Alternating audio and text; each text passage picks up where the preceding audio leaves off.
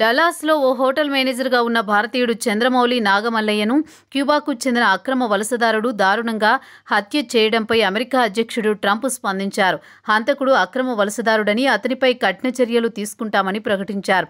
Biden పాలనలో అక్రమ వలసదారులపై జాలి చూపించే విధానాల కారణంగానే ఆ వ్యక్తి అమెరికాలో ఉంటున్నాడని, ఇలాంటి నేరాలకు పాల్పడేవారిని ఉపేక్షించేది లేదని ప్రకటించారు.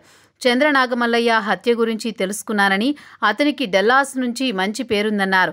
అతని భార్య, కుమారుడి ముందే అక్రమంగా వలస వచ్చిన వ్యక్తి చంపేశాడని, ఈ వ్యక్తిపై అంతకుముందు తీవ్ర నేరాభియోగాలు ఉన్నాయని కూడా అన్నారు. క్యూబా ఇలాంటి వాళ్లను తమ దేశంలో ఉంచుకోదని, కానీ బైడెన్ మాత్రం వలసదారులను ఉదారంగా చూసి ఎలాంటి నేరగాళ్లను అమెరికాలో ఉంచేశాడన్నారు. అక్రమ వలసదారులందరినీ బయటకు పంపేసి అమెరికాను సురక్షితం చేస్తామన్నారు. మా కస్టడీలో ఉన్న ఈ నేరస్తుణ్ణి చట్టపరంగా పూర్తి స్థాయిలో శిక్షిస్తాం, అతనిపై మొదటి డిగ్రీ మర్డర్ కేసు నమోదు చేశామని ట్రంప్ ప్రకటించారు. ఈ హత్య కేసులో నిందితుడు అక్రమ వలసదారుడు కావడంతో సరైన పత్రాలు లేకుండా అమెరికాలో ఉండే వారందరిపై మరింత కఠినంగా వ్యవహరించనుంది ప్రభుత్వం.